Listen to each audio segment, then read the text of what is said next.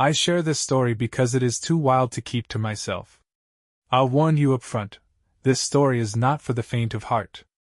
I'm a 34-year-old lecturer at a university, married to a woman I thought I knew inside and out. Turns out I was wrong. What started as a regular day at work spiraled into an unbelievable chain of events that still leaves me reeling. Let me take you back to how it all began. A few months ago, my colleague, Dr. Martin Green, a 45-year-old senior professor at my university, started acting unusually chummy with me. Martin had always been somewhat of a braggart, frequently boasting about his escapades with women. I tried to tune out his stories. After all, they weren't any of my business. But one day, he dropped something that changed everything. It was during a casual coffee break. Martin leaned in with a sly grin, sliding his phone across the table toward me. "Check this out," he said. I glanced at the screen reluctantly, expecting another one of his tasteless anecdotes. What I saw instead made my stomach drop. It was a photo of my wife, Emily. "Gorgeous, isn't she?" Martin said smugly. "She's been my mistress for a few months now. Met her on a dating site. Can you believe she's into open relationships? I almost didn't think she was real." I froze. The blood drained from my face as his words sank in. Surely, there had to be some mistake. Emily and I had been married for 6 years. We were happy, or so I thought. She never even hinted at wanting an open relationship. Yet there she was, smiling coyly in a picture Martin clearly thought was his trophy. "What's her name?" I managed to ask, keeping my voice steady despite the storm raging inside me. "Emily," Martin said, raising an eyebrow. "Why? Do you know her?" I didn't respond. I couldn't. Instead, I stood up, muttered something about needing to head back to my office, and walked away. My mind was spinning. Was this a cruel joke? A doppelganger? Or was my wife living a double life? The moment I got home, I began my investigation. And the truth? It was worse than I could have ever imagined. I barely slept that night. My mind kept replaying Martin's smug grin, the picture of Emily, and the venomous realization that this might be real. By the time dawn broke, I was resolved. I needed answers. Emily was still asleep, her face serene, as if she didn't have a care in the world. I grabbed her phone from the nightstand, hands trembling. I had never invaded her privacy before, but desperation outweighed guilt. It didn't take long to find the dating app, hidden in a folder innocuously labeled Utilities. My heart raced as I opened it, scrolling through her profile. There it was, her picture, her name, and a bio that made my blood boil. Married but looking for adventure. Open to discreet connections. The bio rose in my throat. Discreet? I scrolled further, finding messages, dozens of them, flirting, arranging meetups, and worse. My chest tightened as I saw Martin's name in the chat history, confirming everything he'd said. But that wasn't the worst of it. As I scrolled deeper, I found evidence of other men.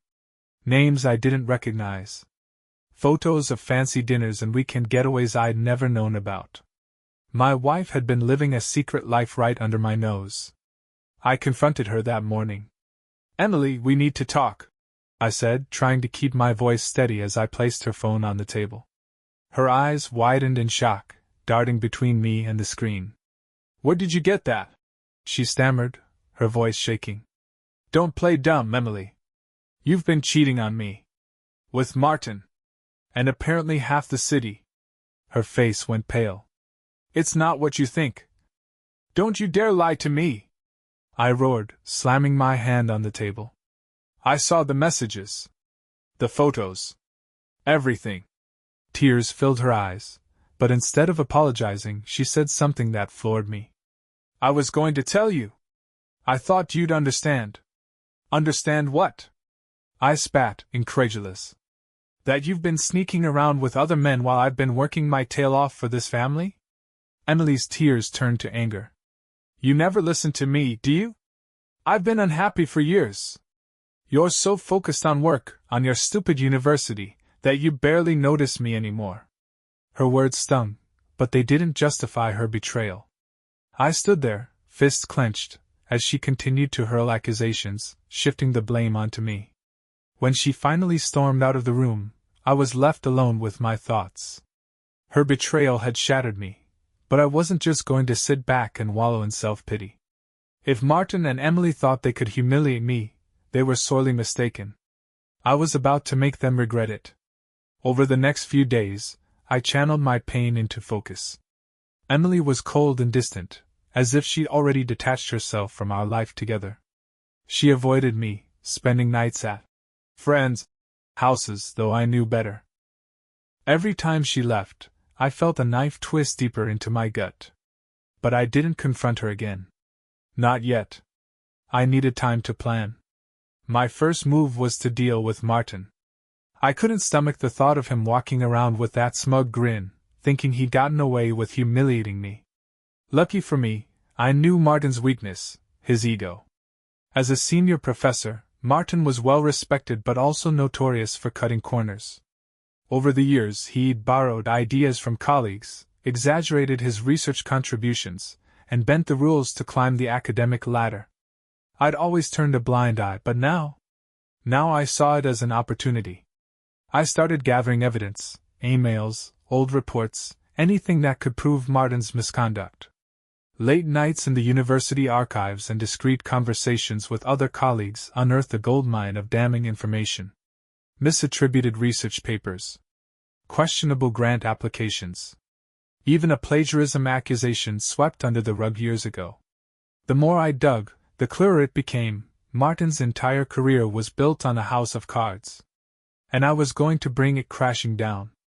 During this process, I ran into someone unexpected, Dr. Lila Anderson, another professor at the university. Lila had been one of Martin's victims. Years ago, he'd taken credit for a joint research project they'd worked on, pushing her into the background while he basked in the spotlight. When I told Lila about my plan, her eyes lit up with a mix of anger and vindication. "You're finally going to take him down," she said, a sharp edge to her voice. "It's about time someone did." Together, we began refining the evidence, building a case that would be impossible for Martin to wriggle out of. Lila had connections with the university's ethics committee, and she promised to make sure our findings reached the right people. But my revenge wasn't just about Martin. Emily had betrayed me in ways I couldn't forgive, and I needed to ensure she faced the consequences too. By this point, Emily's behavior had become more brazen. She stopped hiding her nights out, coming home with flimsy excuses that she didn't even bother making convincing. Each time, I bit my tongue, biding my time. I created a fake profile on the same dating app where she met Martin, carefully crafting a persona that would catch her attention, a wealthy entrepreneur looking for adventurous women. Sure enough, Emily fell for the bait. Within days, she was messaging me, flirting, sharing intimate details about her life, and even complaining about her boring husband. It was sickening to read, but it was exactly what I needed. I recorded everything. Every message, every photo, every damning detail. By the time I was done, I had a file on Emily that would leave no doubt about her infidelity. But this wasn't just about proving her guilt. It was about making sure she couldn't spin the narrative in her favor when the time came. The pieces were falling into place. Martin thought he was untouchable. Emily thought she was clever.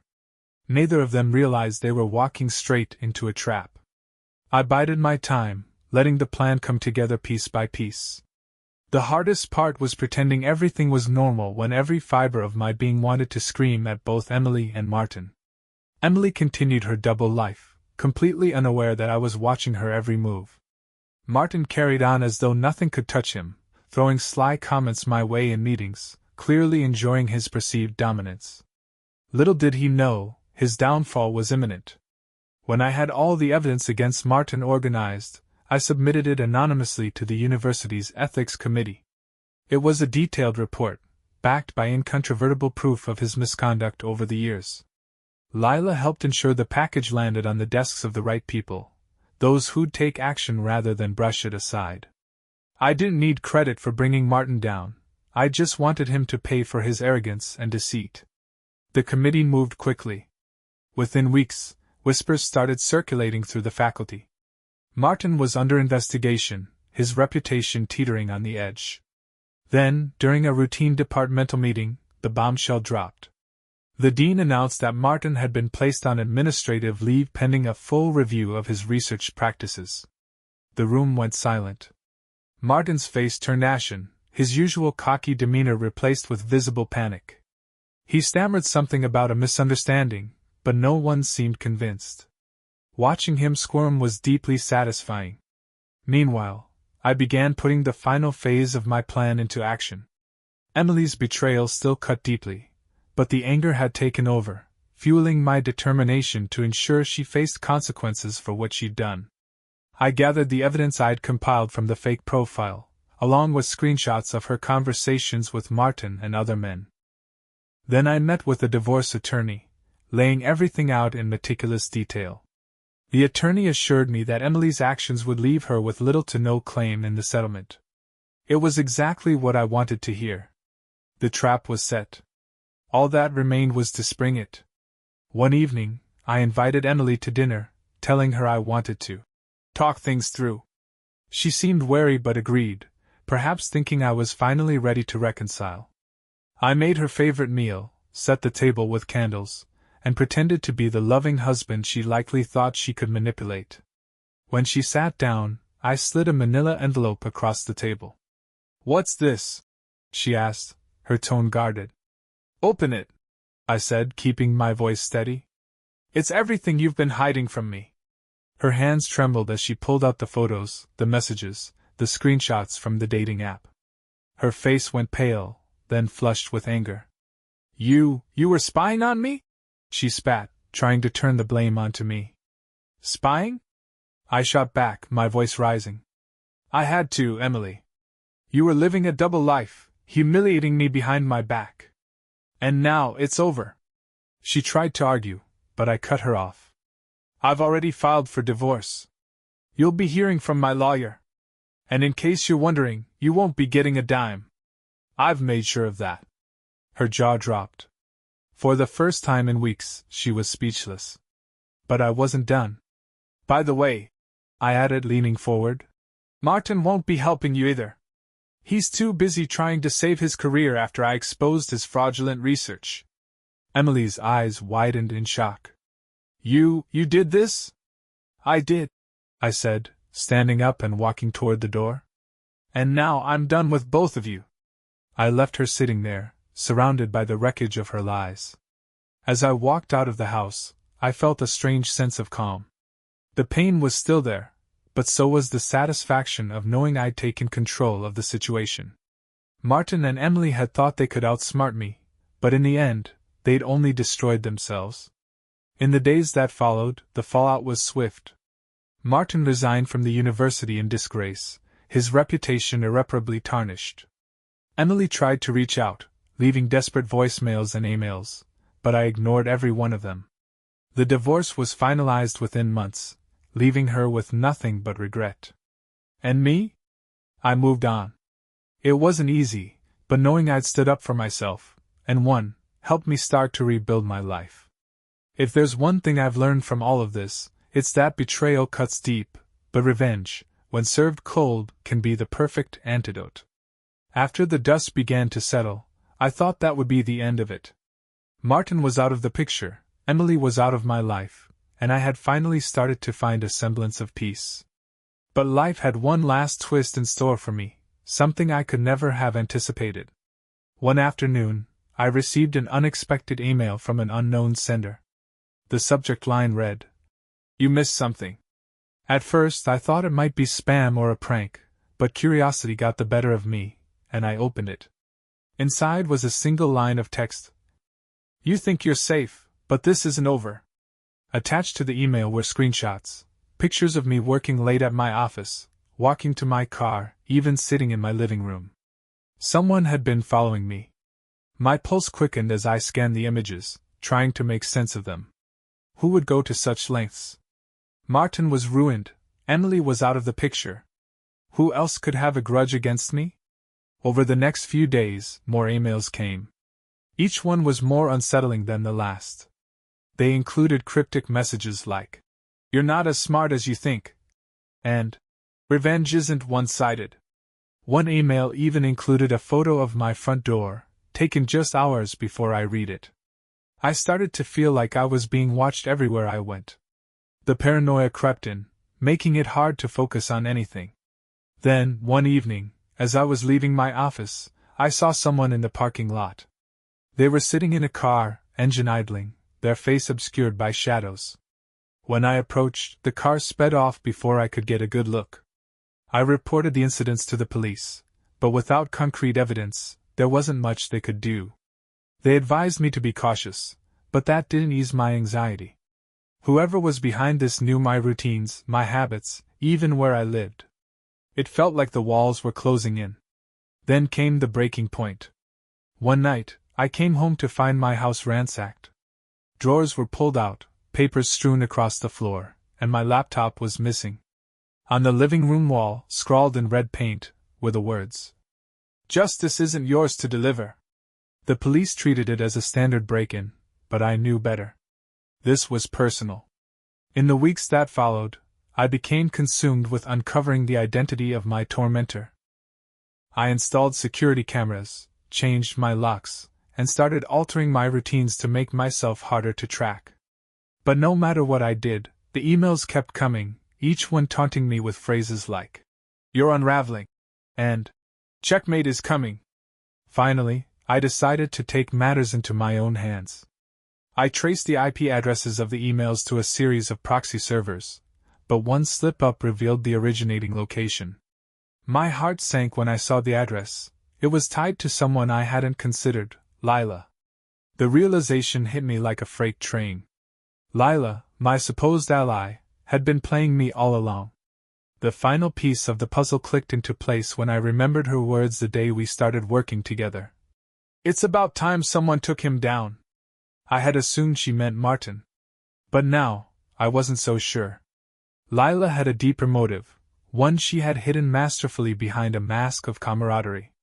My revenge against Martin had been her revenge too, but not for the reasons I'd thought. She had her own vendetta, and in her eyes I had served my purpose. Now, I was nothing more than collateral damage. Confronting her wasn't an option, at least not yet. I needed proof. Something that would expose her true intentions. And as I prepared to turn the tables one final time, I couldn't help but wonder, had I started a game I was never meant to win? I decided to play along, pretending to be oblivious to Lila's role while quietly gathering evidence. I went through every interaction we'd had, every document she'd touched, looking for cracks in her facade. The deeper I dug, the more her manipulation became apparent. Lila wasn't just an accomplice in taking down Martin, she was the architect. She had fed me specific information, steering me toward certain evidence while keeping me away from others. She had also carefully timed her support, ensuring her hands stayed clean while I did all the dirty work. But why was she targeting me now? What could she possibly gain? The answer came in the form of an old file I found buried in the university archives. It detailed a massive research scandal from years ago, involving both Martin and a junior colleague. The junior colleague had been silenced, their reputation destroyed, while Martin had come out unscathed. That colleague? Lila. She had been playing the long game, using me to destroy Martin's career while she stayed in the shadows. But her vendetta didn't stop there. Somewhere along the way, she decided I was a loose end. Maybe she thought I knew too much, or maybe she simply didn't trust me to stay quiet. Either way, she had turned her focus on me, and the break-in, the emails, the surveillance. They were all part of her plan to make me crumble. Armed with this knowledge, I decided to confront her, but on my terms. I arranged a meeting in a neutral location, a quiet cafe away from campus. When she arrived, she greeted me with a warm smile, as if nothing had happened. But I could see the calculation in her eyes. "Thanks for meeting me," I said, forcing a smile as I slid a folder across the table. "There's something I think you should see." Lila's expression didn't change as she opened the folder, but I saw the faintest flicker of recognition in her eyes as she scanned the contents. Inside were copies of the old scandal file, along with recent records tying her to the proxy servers used to send the threatening emails. It wasn't definitive proof, but it was enough to make her uncomfortable. "I know what you've been doing," I said, leaning forward. "And I know why. You used me to take down Martin, and now you're trying to get rid of me too." For a moment she said nothing, her face a mask of indifference. Then, she let out a soft laugh, shaking her head. "You're clever," she admitted, her voice calm. "I'll give you that. But you're out of your depth." Her words sent a chill down my spine, but I didn't back down. "You made one mistake," I said. "You underestimated me." She raised an eyebrow, clearly amused. "And what are you going to do about it?" I smiled, pulling out my phone. "I already have." I pressed play on a recording of our conversation, capturing every word she had just said. Her face fell, her confidence slipping for the first time. "You can't prove anything," she snapped, but there was a hint of doubt in her voice. "Maybe not yet," I replied, standing up. "But the police might think differently." I walked out of the cafe, my heart pounding. I didn't know if the recording would hold up or if Lila had more tricks up her sleeve, but for the first time, I felt like I was one step ahead. The game wasn't over, but I was ready for whatever came next. And if Lila thought she could scare me into submission, she was about to learn just how wrong she was. In the days that followed, I sent copies of the recording and the evidence I had gathered to the university's ethics committee and the police. I wanted to ensure that if Lila retaliated, she would be the one under scrutiny, not me. It was a calculated risk. While my evidence wasn't ironclad, it was damning enough to force her into damage control. For a while, everything went quiet. The emails stopped, the surveillance disappeared, and I felt like I could finally breathe again. But deep down, I knew it wasn't over. Lila wasn't the type to go down without a fight. Sure enough, the calm didn't last long. One evening, as I was leaving campus, I noticed a car following me. Unlike before, it wasn't subtle. The headlights stayed close, tailing me through every turn. My stomach knotted as I realized this wasn't just a scare tactic, it was a message. Lila wanted me to know she wasn't done.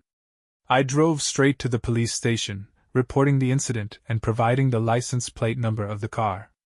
They promised to investigate, but I couldn't shake the feeling that I was walking a tightrope. Lila was unraveling, and desperate people were dangerous. The next morning, I received a call from the university. The ethics committee wanted to meet with me to discuss the allegations against Martin and the new evidence I had provided regarding Lila. When I arrived, I was surprised to see both of them there, Martin looking disheveled and defeated, and Lila sitting calmly, her expression unreadable. The committee began questioning me about the files I'd submitted, but their tone was cautious, almost suspicious. It didn't take long to understand why. Lila had anticipated my move and had spun a counter-narrative, claiming I had fabricated the evidence against her as part of a personal vendetta. She even suggested that I'd conspired with Martin to discredit her. The sheer audacity of her claims left me speechless for a moment. But then I realized this was her final play. She was trying to pit me against Martin, hoping the chaos would deflect attention from her own misdeeds. I took a deep breath and presented my case. I explained how Lila had manipulated me, providing timestamps, emails, and the recording of our conversation as proof. I also pointed out the inconsistencies in her story, highlighting her motive to destroy both Martin and me.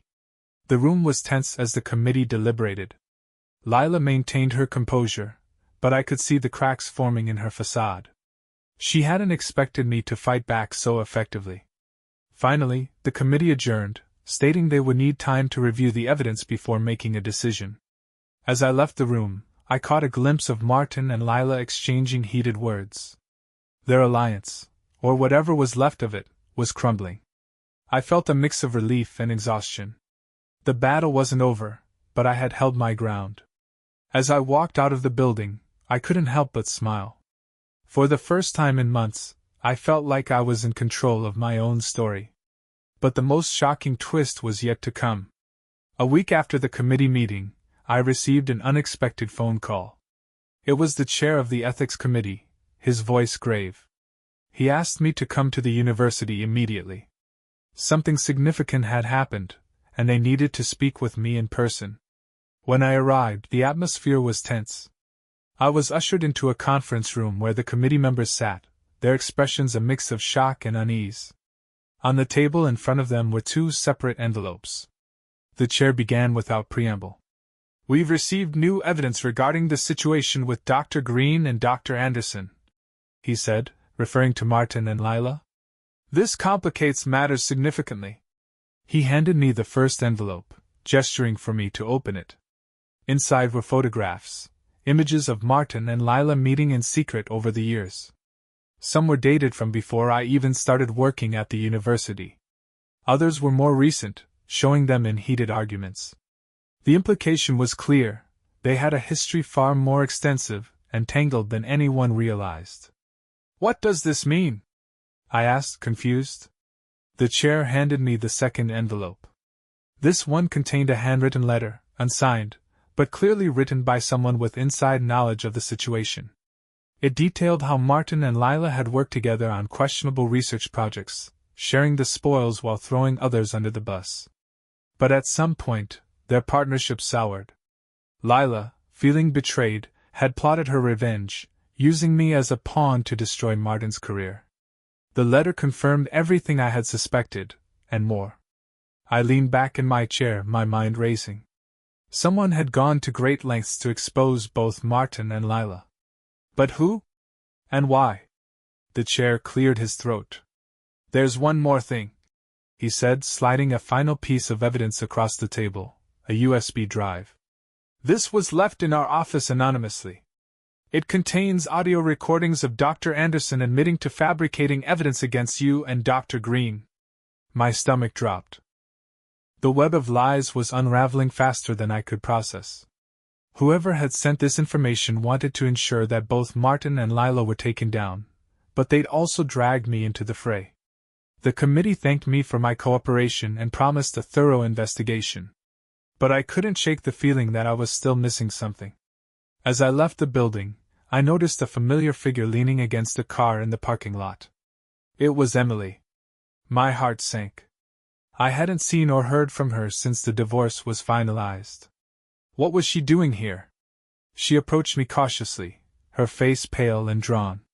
"We need to talk," she said, her voice barely above a whisper. I wanted to walk away, to tell her there was nothing left to say. But something in her expression stopped me. Reluctantly, I agreed. We sat in her car, the air thick with tension. Emily looked at me, her eyes brimming with guilt. "I know you have no reason to believe me," she began. "But I think I can help you." I stared at her, stunned. "Help me? Why would you even care?" "Because I made a mistake," she said, her voice cracking. "And I didn't realize how deep this went until it was too late." Emily went on to explain that she had been contacted by Lila shortly after our divorce began. Lila had offered her support, feeding her stories about how I was unstable, untrustworthy, and vindictive. At the time, Emily had believed her, thinking Lila was just another victim of Martin's and my supposed schemes. But as the months passed, Emily had started to notice inconsistencies in Lila's behavior. She'd overheard conversations, seen documents, and pieced together enough to realize that Lila wasn't the ally she pretended to be. Emily hadn't known how to approach me, or if I'd even listen, but when she heard about the committee's investigation, she decided to act. "Those envelopes, the USB drive," she said. "That was me." The revelation hit me like a freight train. Emily had been the anonymous source, the person who had exposed Lila and Martin's true relationship. "But why?" "I wanted to make things right," she said simply. "For what I did to you." I didn't know how to respond. Part of me wanted to lash out, to remind her of the pain she'd caused. But another part of me saw the sincerity in her eyes, the regret that weighed heavily on her. For the first time, I believed she was telling the truth. Before I could say anything, Emily handed me another envelope. "This is the last piece," she said. "I found it in Lila's office. It's a letter she wrote but never sent." I opened the envelope cautiously. Inside was a single sheet of paper with a chilling message. "If I can't take them down, I'll make sure they take each other out." Lila's plan had always been to pit us all against one another, ensuring she emerged unscathed. But Emily's intervention had thrown a wrench in her scheme. Now, with everything out in the open, Lila's carefully constructed web was collapsing. As I stared at the letter, a strange sense of clarity washed over me. This wasn't just about revenge or betrayal anymore. It was about survival, and finally putting an end to this nightmare. The storm wasn't over, but for the first time, I saw a way through. With Emily's revelation, the pieces of the puzzle finally clicked into place. Lila had orchestrated everything, using deception and manipulation to turn us all into pawns in her game. But her arrogance had led her to underestimate the lengths I would go to uncover the truth, or the unexpected ally I would find in my ex-wife.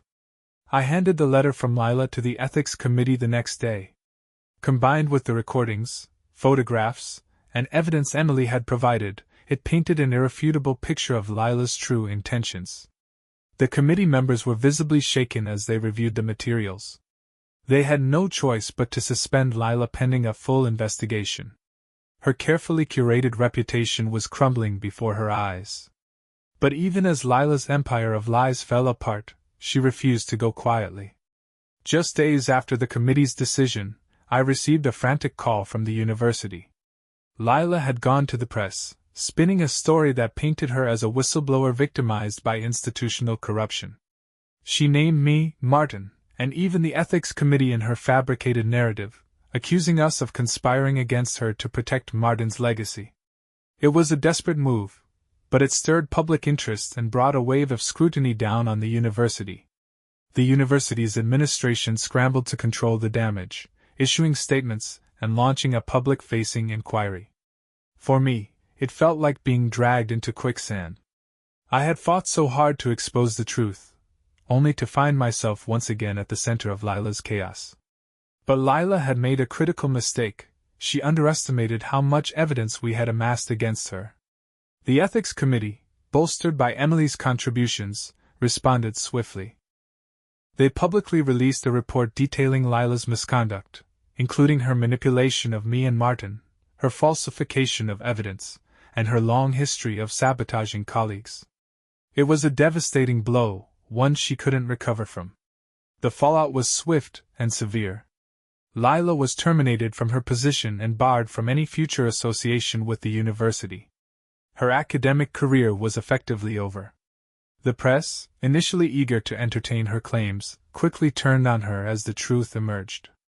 Lila's name became synonymous with scandal, her legacy reduced to ashes. As for Martin, he had already been disgraced, but the new revelations ensured he would never return to academia. His departure was quiet and unceremonious, a fitting end for a man who had spent his life exploiting others. And Emily? Her role in exposing Lila didn't erase the pain of her betrayal, but it marked a turning point in our relationship. We weren't the same people we had been when we first met, but for the first time in years, there was a sense of understanding between us. She apologized, not just with words, but with actions, and I could see that she genuinely wanted to make amends. In the aftermath, I found myself reflecting on everything I had been through. The betrayal, the lies, the manipulations, it had been a storm unlike any other, but it had also forced me to confront truths about myself and the people around me. I wasn't the same person who had blindly trusted his wife and colleagues. I had grown sharper, more resilient, and above all, more discerning. The story doesn't end with a perfect resolution. There are scars that will never fully heal and lessons that came at a steep cost. But as I stood in my office, watching the sun set over the campus, I felt something I hadn't felt in a long time: peace. Sometimes, survival isn't about winning or losing. It's about finding the strength to rebuild, even when the foundation has been shattered. And that's exactly what I planned to do. In the months that followed, I focused on rebuilding my life, both professionally and personally. The university began to recover from the scandal, instituting stricter oversight and ethical guidelines to prevent future abuses. The tension on campus slowly ebbed, leaving behind a quieter, more reflective atmosphere. For the first time in a long while, I felt a sense of clarity and purpose. Emily and I remained in touch, though cautiously. While we both knew that reconciliation wasn't in the cards, our interactions became civil, even cordial. She had taken a new job in another city and was focusing on starting fresh. I didn't wish her ill. In fact, I found a strange sense of closure in knowing that she was trying to move on, just as I was. One evening, as I was sorting through old files in my office, I came across a small box tucked away in the back of a drawer. Inside was a collection of notes and personal items from my early days at the university. Among them was an old photo of me and Martin, taken years ago at a faculty event. He was smiling confidently, a drink in hand, while I stood beside him, oblivious to what lay ahead. I stared at the photo for a long time, reflecting on how much had changed since that moment. Martin's downfall had been a long time coming, and though I had played a role in it, I couldn't shake the feeling that we had both been pawns in a larger game orchestrated by Lila.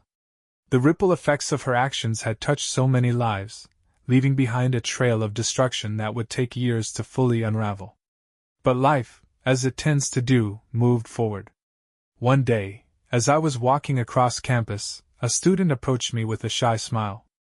She explained that she had heard about my work and wanted to ask for advice on her own research project. Her enthusiasm and curiosity reminded me of why I had chosen this career in the first place.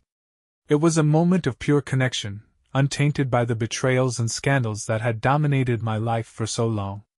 As I walked away, I felt a renewed sense of purpose. The storm was behind me, and though the scars remained, they no longer defined me. I had weathered the worst of it, and emerged stronger, wiser, and more determined to live life on my own terms. And so, I took the first steps toward a new chapter, one where I was no longer a victim of circumstance, but the author of my own story. It wasn't the ending I had expected, but it was one I could live with. And sometimes, that's enough. If you want more stories like this, don't forget to like, comment, and subscribe.